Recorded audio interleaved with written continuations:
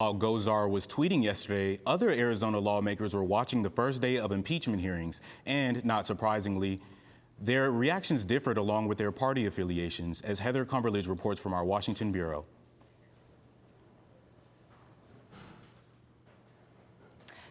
The opening of impeachment hearings yesterday was highly anticipated, with reporters and lawmakers packed into one of the biggest hearing rooms on Capitol Hill. But did the first day of open hearings deliver on the anticipation? That part depends on who you ask. Arizona Congresswoman Debbie Lesko sat in for most of yesterday's hearing, but not because she was riveted by the testimony. So far, it's pretty dry. Nothing really new that was revealed today. Yesterday's hearings had none of the fireworks of recent high-profile events here, like last year's nomination hearings for Supreme Court Justice Brett Kavanaugh. But Arizona Congressman Raul Grijalva said entertainment is not the point. I think instead of people that make that accusation, this is boring, I'm not entertained enough, are probably the same people that are ignoring the facts. He says the hearings are important because for the first time they let Congress and the public get answers they need to questions about what's going on. You know, at some point you have to deal with the facts.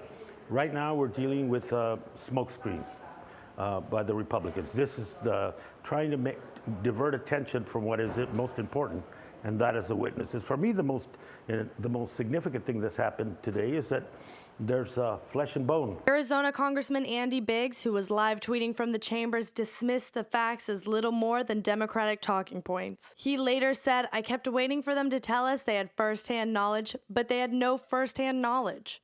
Lesko welcomes the facts, but says the hearings are not the way to get them. Quite frankly, if people would just go back to the actual transcript of the phone call conversation between the president and the Ukrainian president, there is really nothing there that's impeachable. So all this testimony of people who heard things secondhand is really, I don't even see why we're doing it. Lesko repeated the point made by many Republicans, insisting that Democrats have presented nothing impeachable about President Trump. People just need to read the transcript and they'll...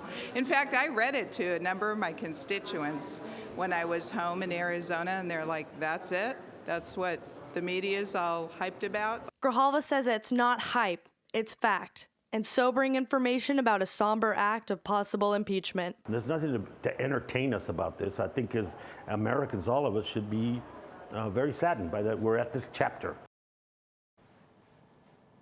After yesterday, the committee's taking today off before hearing tomorrow from Marie Yovanovitch, the former U.S. ambassador from Ukraine. So then next week, 3 hearings are scheduled, including testimony from Kurt Volker, the former director of the McCain Institute. In Washington, Heather Cumberledge, Cronkite News.